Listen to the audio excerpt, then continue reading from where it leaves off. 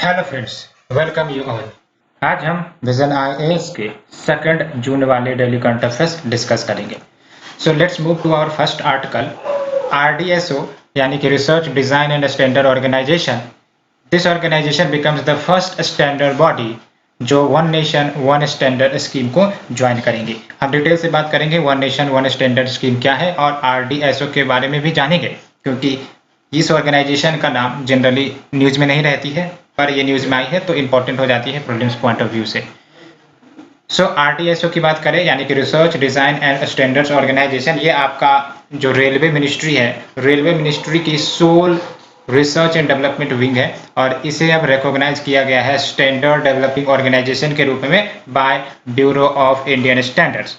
और बेसिकली इस डिसीजन से क्या लाभ होगा, तो it will help RDSO to realign its standard formulation procedures, यानी कि जो भी ये फॉर्मुलेशन या स्टैंडर्ड्स फॉर्मुलेट करती हैं as per the code of good practices, उसके अनुसार अब आरडीएसओ अपने आप को अलाइन करेगा under the WTO technical barrier to trade, है ना। तो ये basically WTO technical barrier to trade, ये जो आपका फ्रेमवर्क है, इसमें जो कोड ऑफ गुड प्रैक्टिसेस है उसे मेंशन किया जाता है। तो उसी के आधार पर जो स्टैंडर्ड फॉर्मुलेशन प्रोसीजर्स है वो बेसिकली अलाइन किए जाएंगे आपका आरडीएसओ के द्वारा। एंड ये जो रिकॉग्निशन है ये 3 साल के लिए वैलिड होगी, यानी कि it will be validing for 3 year. And अगर हम बात करें one nation one standard scheme की, तो इसे लॉन्च किया गया है, याद रखना है आपको, ब्यूरो ऑफ इंडियन स्टैंडर्ड्स के द्वारा, सो दैट जो भी स्टैंडर्ड्स अडॉप्ट करी जाती है वेरियस स्टैंडर्ड डेवलपमेंट ऑर्गेनाइजेशन के द्वारा, उन सबको सिनर्जाइज करे, है ना।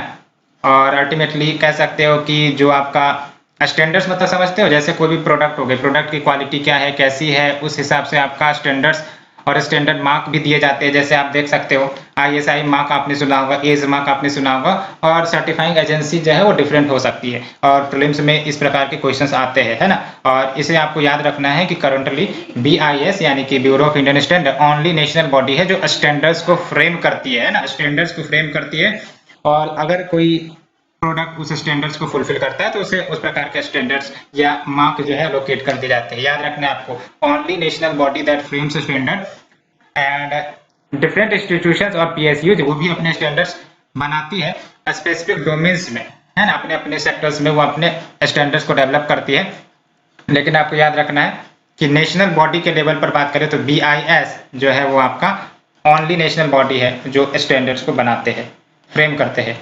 और कुछ स्टैंडर्ड जो इंडिया में अप्लाई होते हैं आपको अच्छे से याद रखना है। क्या याद रखने हैं? मार्क, सर्टिफाइंग एजेंसी कौन होती है, और बेसिकली कुछ इंपॉर्टेंट इन्फॉर्मेशन। इतना ही इनफ होगा आपके लिए प्रीलिम्स के लिए, इसे डिटेल्स में जाने की जरूरत नहीं होगी बिकॉज टाइम वेस्ट हो जाएगी फिर। सो आईएसआई मार्क की बात करें तो इसे सर्टिफाई करने वाली कौन सी एजेंसी है? बीआईएस यानी कि bureau of Indian standard, which is basically only national body that frames the standards. इसके बारे में तो हमने बात किया ही किया।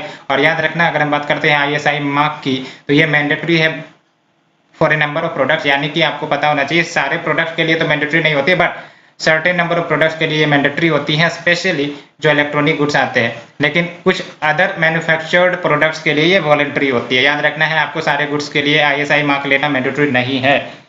एंड जो दूसरा है आपका एग्रीकल्चरल मार्केटिंग यानी कि एज मार्क, तो इसे कौन इश्यू करता है? तो directorate of marketing and inspection, और ये लीगली इन्फोर्स करी जाती है भारत में, कानूनी पूर्वक इसे इन्फोर्स किया जाता है। किसके द्वारा? Agricultural produce grading and marking act जो 1937 में लाई गई थी और बाद में इसे अमेंड भी किया गया था 1986 में। तो इस एक्ट के अनुसार जो है इसे इन्फोर्स किया जाता है एज मार्क को, है ना, लीगली इन्फोर्स्ड इन इंडिया। और उसे इन्फोर्स करने वाली जो प्रोविजंस गवर्न करती है वो है आपका ये एक्ट।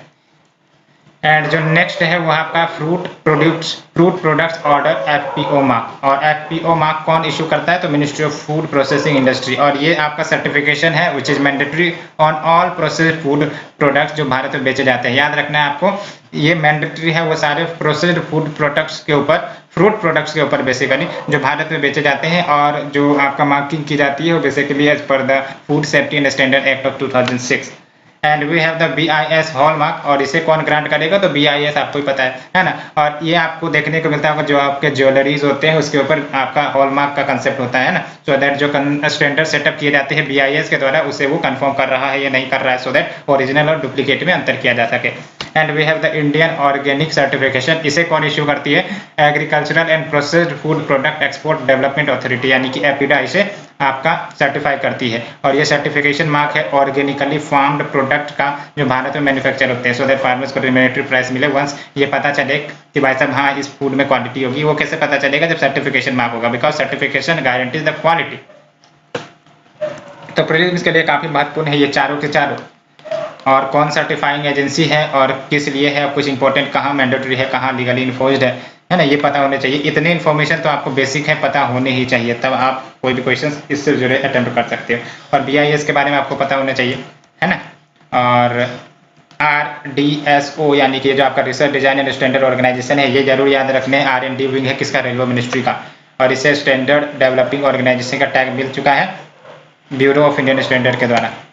और basically let's move to the next article, steps to create digital ecosystem for agriculture. Digital ecosystem basically agriculture sector के लिए क्या क्या स्टेप लिए जा रहे हैं उसके बारे में चर्चा करते हैं, क्योंकि एग्रीकल्चर एक महत्वपूर्ण टॉपिक है और एग्रीकल्चर के क्षेत्र में कुछ इंपॉर्टेंट डेवलपमेंट हो रहे हैं, तो आपको उस पर नजर रखनी चाहिए। और डिजिटल युग में डिजिटल इकोसिस्टम को कैसे इनकॉर्पोरेट किया जाए एग्रीकल्चर में, सो दैट जो फार्मर्स के प्रोडक्टिविटी या फिर एफिशिएंसी या फिर आपके जो इनकम है उसको बढ़ावा मिल सके, इस प्रकार के जो इनोवेशन वर्क है वो सब होते रहते हैं। तो इसलिए ये आपका अभी हाल ही में न्यूज में आया है कि क्या क्या स्टेप्स हाल में लिए गए हैं to create digital ecosystem for agriculture. So ministry of agriculture and farmer welfare ने MOU साइन कर रखा है 4 इंस्टीट्यूशन के साथ। MOU सिंपली बोला जाए तो एग्रीमेंट होते हैं, है ना। और कौन कौन से वो 4 इंस्टीट्यूशंस हो गए, एक तो आपका पतंजलि ऑर्गेनिक रिसर्च इंस्टीट्यूट हो गया, दूसरा अमेजन वेब सर्विसेज जो डिजिटल एग्रीकल्चर को प्रमोट करेंगी, और भी है लेकिन ये दोनों के नाम लिए गए हैं। और गवर्नमेंट ने एक स्पेसिफिक टास्क फोर्स भी कंस्टिट्यूट किया है, वर्किंग ग्रुप ऑफ एक्सपर्ट्स को भी कंस्टिट्यूट किया है, साथ ही साथ टेक्नोलॉजिकल एक्सपर्ट्स जो प्रिपेयर करेंगे road map for digital agriculture की आने वाले समय में हम डिजिटल एग्रीकल्चर की तरफ कैसे जाए। और गवर्नमेंट सेंट्रलाइज फार्मर्स डाटाबेस यानी कि फार्मर्स के पूरे जानकारी होंगे, सेंट्रल डाटाबेस होगा एक गवर्नमेंट के पास, उसमें फार्मर्स की जानकारी होगी, इससे प्रिपेयर कर रही है। एंड वेरियस सर्विसेज भी फॉर्मुलेट कर रही है based on it, so that digital ecosystem for agriculture उसे क्रिएट किया जाए। और ये डाटाबेस जो क्रिएट करी जाएंगे गवर्नमेंट के द्वारा, ये क्या करेगी, तो ये जो डाटाबेस है फार्मर्स के लैंड रिकॉर्ड के साथ लिंक कर दी जाएंगे अक्रॉस द कंट्री, और हर फार्मर को यूनिक ID दिया जाएगा।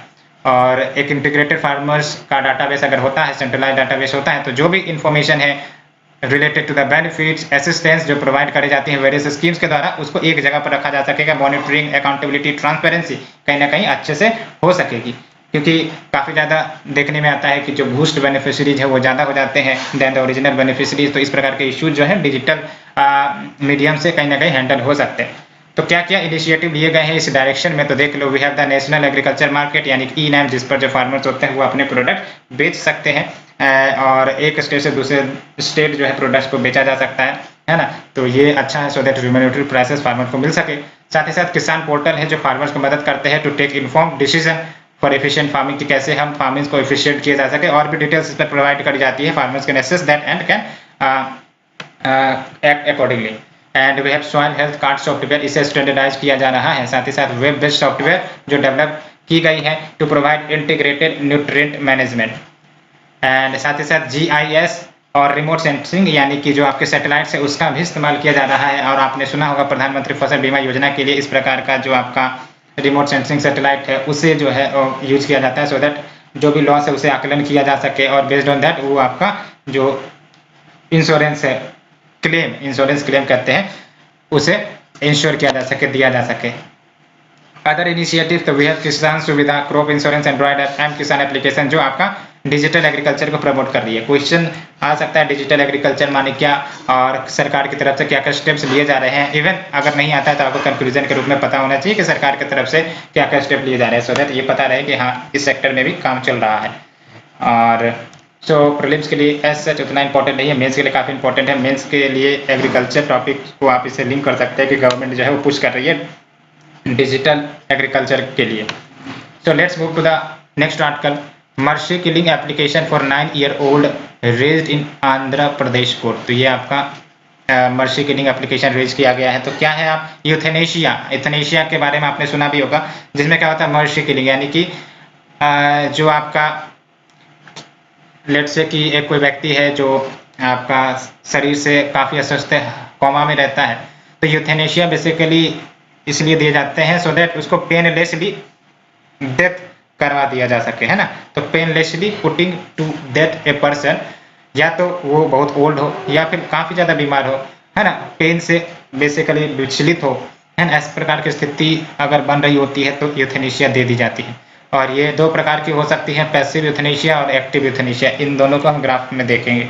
और अगर हम बात करें भारत में यूथेनेशिया का इवोल्यूशन कैसे हुआ, तो ज्ञान Kaur versus state of Punjab 1994 में केस आई थी, और इसमें यह बोला गया कि जो दोनों है, यानी कि पैसिव हो या एक्टिव हो, ये कहीं ना कहीं सुसाइड का अटेम्प्ट है, एक प्रकार से, है ना, असिस्टेड सुसाइड है, ये जानबूझकर सुसाइड करवाना। एंड यूथेनेशिया वेर अनलॉफुल, इसलिए यूथेनेशिया को अनलॉफुल भी कहा गया था। एंड इस बेंच ने, यानी कि जो केस हियरिंग हो रही थी, तो जो जजेस बेसिकली सुनवाई कर रहे थे, इसने कहा भी था कि right to life under article 21 does not include right to die. ये आपको अच्छे से पता होना चाहिए, है ना। राइट टू लाइफ जो अंडर आर्टिकल 21 है, उसका मतलब ये नहीं कि आपको अधिकार दिया गया टू डाई। एंड फिर जाके क्या होता है कि ये जो जजमेंट है इसको ओवर रूल कर दिया गया P Rathinam versus union of India case में, and ultimately struck down the section 309 of Indian penal code which is dealing with attempt to suicide and unconstitutional. And बाद में Aruna Shanbaug versus union of India case आता है 2011 में। Supreme court की तरफ से ये फैसला आता है कि जो पैसिव यूथेनेशिया है वो दिया जा सकता है in case of exceptional circumstances, है ना। तो अगर एक्सेप्शनल सर्कमस्टांसेस, वो एक्सेप्शनल सर्कमस्टांसेस क्या होंगी, वो बेसिकली डिपेंड करती है, उस एक्सेप्शनल सर्कमस्टांसेस में पैसिव यूथेनेशिया अलाउ है। एंड वो भी क्या, आपका strict monitoring of apex support करेगा। और फिर आपका एक नेक्स्ट केस आता है common cause versus union of India case 2018। Supreme court फिर से अपहेल्ड करती है कि जो fundamental right to life and dignity है, इसमें right to refuse treatment and die with dignity ये भी शामिल है ना। क्या कहा जाता है सुप्रीम कोर्ट के द्वारा कि जो फंडामेंटल राइट टू लाइफ दिए गए हैं आर्टिकल 21 के तहत, it also includes right to refuse treatment, यानी कि ट्रीटमेंट नहीं लेना चाहते वो भी हो सकता है, साथ ही साथ right to die with dignity, because जो fundamental right to a meaningful existence includes a person's choice to die without suffering. अब ये देख लो, ये जो दो डिविजन्स हैं, एक्टिव या फिर एग्रेसिव यूथेनेशिया कहते हैं या फिर पैसिव यूथेनेशिया कहते हैं।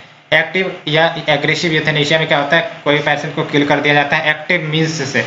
एक्टिव मीन्स यानी कि फॉर एग्जांपल कोई ड्रग दे दिया पेशेंट को, तो उसके कारण, यानी कि lethal dose of a drug, जिसके कारण किलिंग हो जाती है। पैसिव यूथेनेशिया में क्या होता है, intentionally letting a patient die by withholding artificial life support, यानी कि जो भी आर्टिफिशियल लाइफ सपोर्ट है उसको धीरे धीरे विद्रॉ कर लिया जाता है और धीरे धीरे व्यक्ति का जो जीवन है वो खत्म हो जाता है। तो ये आपका पैसिव यूथेनेशिया होगा। एक्टिव में तो आपका डायरेक्टली आप कुछ ड्रग इंजेक्शन देके किल कर दिया जाता है।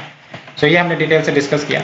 मेंस के लिए इंपॉर्टेंट नहीं, मेंस के लिए इंपॉर्टेंट है बेसिकली, प्रीलिम्स के लिए उतना नहीं, लेकिन हाँ आपको ये याद रखना है प्रीलिम्स के लिए कि ये जो राइट टू लाइफ है अंडर आर्टिकल 21 आपका जो बोला गया था कि did not include right to die, ये आपका मेंस में यूज करना है कि कैसे इवोल्यूशन होता है। साथ ही साथ आपको ये जरूर याद रखनी है कि जो आपका Aruna Shanbaug versus union of India case 2011 में आया था, उसमें ये पैसिव यूथेनेशिया अलाउड है। तो पैसिव यूथेनेशिया अलाउड है, ये आपको अच्छे से पता होना चाहिए। और ये फिर जो आपका नेक्स्ट केस आया common cause versus union of India case 2018, supreme court ने यहाँ पर अपील किया था कि जो fundamental right to life and dignity है, it also includes right to refuse treatment and die with dignity. ये बात आपको याद रखनी है इस केस के बारे में। सो प्रीलिम्स के लिए आपको एक्टिव एंड पैसिव यूथेनेशिया के बारे में पता होना चाहिए। यूथेनेशिया इटसेल्फ क्या है इसके बारे में पता होना चाहिए। So let's move to the next article, don't force citizen to move court repeatedly. ये न्यूज आई है।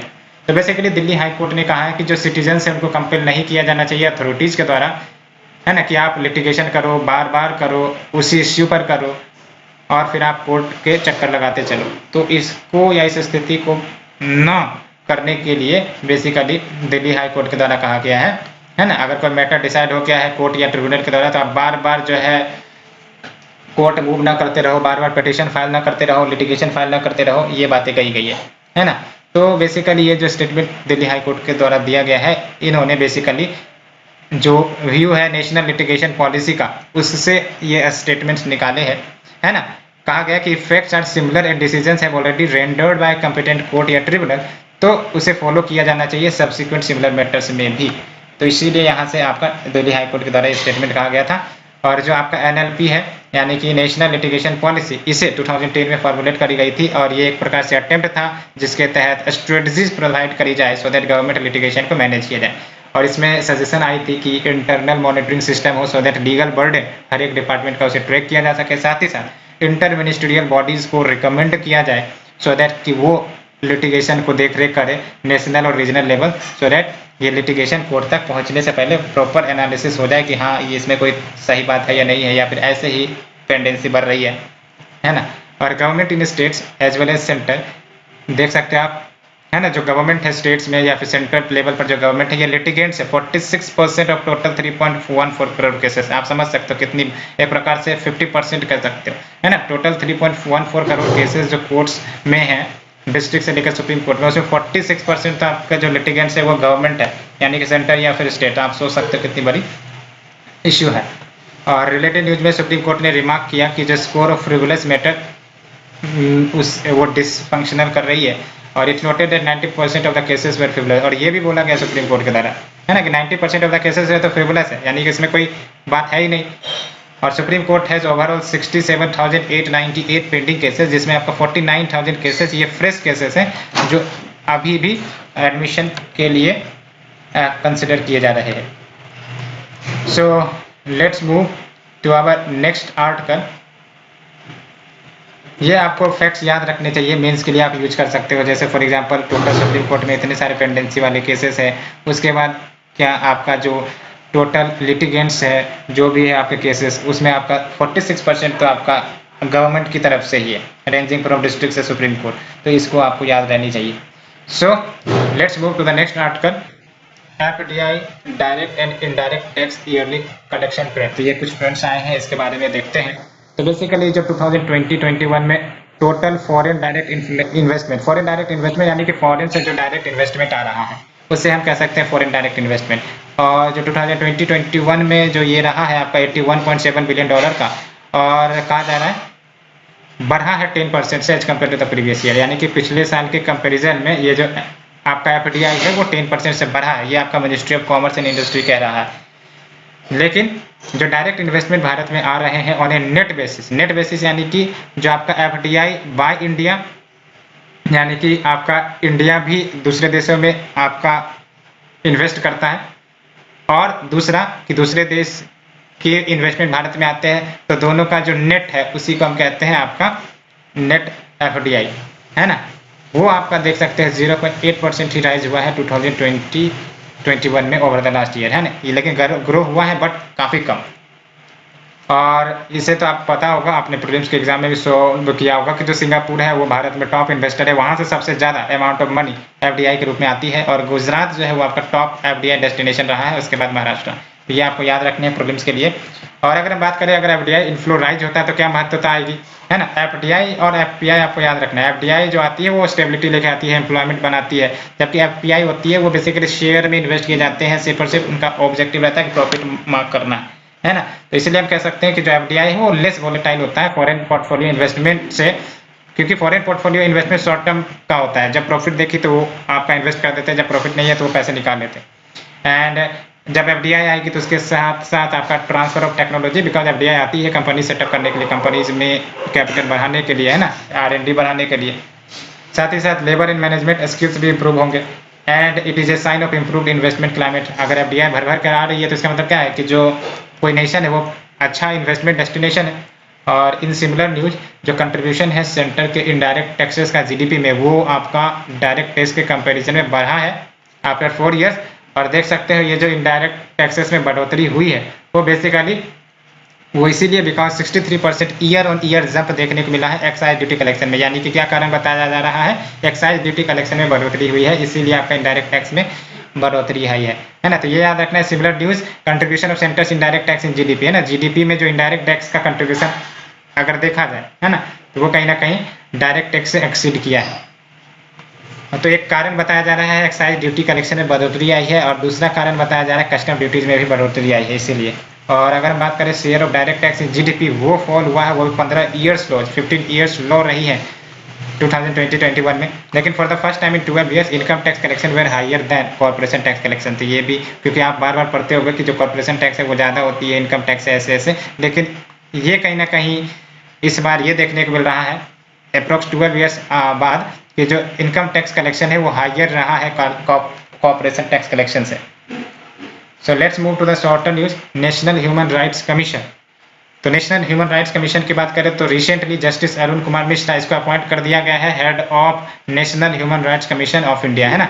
और ये जो चेयरपर्सन है एनएचआरसी के, अब ये तो हेड के रूप में इनको चुन लिया गया है, लेकिन क्या प्रोविजंस है, कैसे चुने जाते हैं, इसके बारे में डिस्कस करते हैं। तो चेयरमैन जो होते हैं एनएचआरसी के वो फॉर्मल चीफ जस्टिस हो सकते हैं या फिर जज ऑफ सुप्रीम कोर्ट हो सकते हैं। अच्छे से याद रखना है, जज ऑफ सुप्रीम कोर्ट या फिर फॉर्मल चीफ जस्टिस हो सकते हैं। और इनको रिकमेंड किया जाता है 6 मेंबर कमेटी के द्वारा, जिसमें आपका पीएम होते हैं, प्राइम मिनिस्टर जो चेयर करते हैं इस कमेटी को, speaker of Lok Sabha, minister of home affairs and leader of opposition from Lok Sabha and Rajya Sabha, तो दोनों सदनों के लीडर ऑफ अपोजिशन। और फिर आपके डिप्टी चेयरमैन होते हैं राज्यसभा के। याद रखना आपके वाइस प्रेसिडेंट नहीं होते इसमें, डिप्टी चेयरमैन होते हैं राज्यसभा के। So let's move to the next one, section 51 of Disaster Management Act 2005। तो former chief secretary of West Bengal इन्होंने शो कॉज नोटिस बेसिकली इनको मिला है यूनियन होम मिनिस्ट्री की तरफ से, और ये शो कॉज नोटिस दिए गए हैं under section 51 of disaster management act 2005। तो ये जो आपका सेक्शन 51 है वो प्रिस्क्राइब करता है पनिशमेंट फॉर ऑब्स्ट्रक्शन अगर डायरेक्शन जो दी गई है सेंट्रल गवर्नमेंट के द्वारा या फिर on behalf of central government उसे कंप्लाई नहीं किया जाता है ना, तो ये पनिशमेंट फॉर ऑब्स्ट्रक्शन माना जाएगा, है ना। एंड ये 2 इयर्स का इम्प्रिजनमेंट प्रदान करता है in case of refusal to comply the order. अगर ऑर्डर्स को कंप्लाई नहीं किए जा रहे हैं तो 2 इयर्स के इम्प्रिजनमेंट हो सकते हैं। So let's move to the next one, Pradhanmantri Garib Kalyan package extended. तो इससे एक्सटेंड किया गया है। तो ये जो आपका प्रधानमंत्री गरीब कल्याण पैकेज है ये आपका इंश्योरेंस स्कीम है हेल्थ वर्कर्स लिए, और याद रखना है इसमें कोई एज लिमिट नहीं है। और कौन से हेल्थ वर्कर्स जो कोविड-19 से फाइट कर रहे हैं, है ना, देश की मदद कर रहे हैं by providing services day and night. And it covers loss of life due कोविड-19, है ना। कोविड-19 को बेसिकली डील करते हुए उनकी अगर मृत्यु हो जाती है तो उसे कवर किया जाता है। साथ ही साथ accidental death on account of covid related duty या फिर किसी भी प्रकार के एक्सपेंसेस जो उनके ट्रीटमेंट के लिए हो या फिर क्वारंटीन के लिए है, इसे कवर नहीं किया गया। इसे अच्छे से याद रखना है ना। यहाँ पर लॉस ऑफ लाइफ हो सकता है या एक्सीडेंटल डेथ हो सकता है, लेकिन एनी टाइप ऑफ एक्सपेंसेस जो ट्रीटमेंट या क्वारंटीन के लिए हो सकते हैं उस हेल्थ वर्कर्स के लिए उसे कवर नहीं किया गया है। और इसके तहत 50 लाख रुपए दिए जाते हैं to the claimant of the insured person, और इंटायर अमाउंट ऑफ प्रीमियम वो ministry of health and family welfare के द्वारा बोर्ड किए जाते हैं। और इसे इंप्लीमेंट किया जाता है through an insurance policy from new India insurance company. याद रखना है LIC नहीं है, इसके माध्यम से इंप्लीमेंट होते हैं New India insurance company limited. Let's move to the next one, variable capital company. तो हाल ही में KP कृष्णन एक्सपर्ट कमेटी जो गठित करी गई थी feasibility of variable capital company के ऊपर, बेसिकली उन्होंने रिकमेंड किया है कि जो आपका वेरिएबल कैपिटल कंपनी के एडॉप्शन है उसे अडॉप्ट किया जाए एज व्हीकल बाय IFSCA, है ना। और अगर हम बात करते हैं VCCs की यानी कि वेरिएबल कैपिटल कंपनी के बारे में बात करें तो ये आपका alternative form of corporate vehicle है कंपनीज की तरफ से, यूनिट ट्रस्ट की तरफ से, LLP यानी कि लिमिटेड लायबिलिटी पार्टनरशिप की तरफ से, जिसे सेटअप किया जा सकता है as an stand alone fund या फिर अम्ब्रेला फंड, जिसे मल्टीपल सब फंड्स हो सकते हैं। अम्ब्रेला फंड का मतलब ये होता है मल्टीपल सब फंड, और ये मदद कर सकती है इन building the overall financial services ecosystem, because ये जो है कुछ की लिमिटेशन जो कंपनीज के है उसको डील करता है, लिमिटेड लायबिलिटी पार्टनरशिप के भी की कंसर्न से उसको डील करता है with higher regulatory standard than those applicable to the trust. And let's move to the next one, SATAT. इसके बारे में आपने सुना होगा, sustainable alternative towards affordable transportation scheme. तो ये जो सतत है ये इनिशिएटिव है जिसका ऑब्जेक्टिव है कि कंप्रेस्ड बायोगैस प्रोडक्शन प्लांट्स को सेटअप किया जाए, साथ ही साथ इसको अवेलेबल भी कराया जाए मार्केट यूज के लिए ऑटोमोटिव फ्यूल्स में, यानी कि गाड़ी वाहन जो हो गए उनके लिए। और कैसे, तो inviting expression of interest from potential entrepreneurs. तो कोई अगर पोटेंशियल इंटरप्रेन्योर्स जो है वो आपका compressed biogas production plant setup करना चाहती है तो उनको अट्रैक्ट किया जाएगा सतत स्कीम के तहत। क्या बेनिफिट होगी, तो इसके तहत आपका रिस्पॉन्सिबल वेस्ट मैनेजमेंट हो सकता है, कार्बन इमिशन और पॉल्यूशन में तो कमी आएगी ही आएगी, है ना, अगर इस प्रकार के इनिशिएटिव होंगे। और एडिशनल रेवेन्यू सोर्स हो सकता है फार्मर्स के लिए, बिकॉज रॉ मटेरियल्स कहाँ से आएंगे, है ना, फार्म प्रोडक्ट्स से। साथ ही साथ boost to entrepreneurship, rural economy, employment, ये सब बढ़ सकती है। साथ ही साथ support to national commitments in achieving climate change goals, ये भी होगा, है ना। पेरिस क्लाइमेट चेंज का गोल हम लोग टारगेट रखते हैं। साथ ही साथ reduction in import of natural gas and crude oil, कैसे, तो जो आपका बनाए जाएंगे आपके कंप्रेस्ड बायोगैस वो इस्तेमाल होंगे डेफिनेटली, इससे हो सकता है इंपोर्ट बिल में कमी आए। साथ ही साथ बफर अगेंस्ट क्रूड ऑयल या गैस प्राइसेस फ्लक्चुएशन की, अगर इंटरनेशनल मार्केट में गैस प्राइसेस या क्रूड ऑयल का फ्लक्चुएशन होता है तो ये डोमेस्टिक प्रोडक्शन हमारा सहारा हो। और the next news is H1N3 bird flu, ये आपने सुना ही होगा, because China reported first human case of H1N3 bird flu. Bird flu के केसेस ह्यूमन में अभी तक नहीं मिल रहे थे, बट चाइना में ये हो गया कि आपका first human case H1N3 bird flu के मिल चुके हैं। और अगर हम बात करें H1N3 यानी कि H1N3, ये लो पैथोजेनिक है, इसका मतलब ये relatively less severe disease cause करता है पोल्ट्री में, और कहीं ना कहीं लार्ज स्केल आउटब्रेक करने में असक्षम होता है। और ये कहा जाता है ना, occasional poultry to human cross specific transmission होते हैं, यानी कि कभी कभार होते हैं, और कोई इंडिकेशन नहीं है फिलहाल कि ह्यूमन टू ह्यूमन ट्रांसमिशन होता है। लेकिन अभी चाइना में पहली बार, ये वर्ल्ड ओवर में केसेस पहली बार देखने को मिला कि ह्यूमन को इसने इन्फेक्ट किया है। पब्लिक एंड प्राइवेट की इन पब्लिक की इंफ्रास्ट्रक्चर, तो क्या है भाई साहब पब्लिक की इंफ्रास्ट्रक्चर? तो पब्लिक की इंफ्रास्ट्रक्चर आप टेक्नोलॉजी कह सकते हो, जिसके तहत आपका यूजर्स हैं उनको ऑथेंटिकेट किया जाता है with their devices in the digital world, है ना। तो इसको इस्तेमाल किया जाएगा कैसे? सिक्योरिटी को मैनेज करने के लिए इंस्क्रिप्शन होती है इसमें, into encryption using a pair keys of this. कैसे? तो एक तो आपका पब्लिक की हो जाएगा, इसका इस्तेमाल किसके द्वारा किया जा सकता है? किसी के द्वारा किया जा सकता है, because it is in open domain and ये पब्लिक पीसेस ऑफ डाटा के रूप में इसे देखा जा सकता है। प्राइवेट की और सीक्रेट की जो इस्तेमाल किए जाते हैं डिजिटली साइनिंग डॉक्यूमेंट्स के ऊपर विथ ऑनर एंड ऑथराइज, है ना, वही जानता है कि की कैसे खोली जाएंगे, क्या आपका की है। और कॉमनली यूज किए जाते हैं in issuance and management of digital certificates, है ना। तो ये बात याद रखना है पब्लिक एंड प्राइवेट की के बारे में, और डिजिटल सर्टिफिकेट्स के इश्यूज एंड मैनेजमेंट के लिए इस्तेमाल किए जाते हैं। सो फ्रेंड्स, ये थी हमारी आज की डिस्कशन, काफ़ी डिटेल से हम लोगों ने डिस्कस किया। होप आप लोगों को पसंद आई होगी, अगर पसंद आ रही है तो प्लीज़ लाइक शेयर सब्सक्राइब जरूर करें। Thank you friends, thank you very much.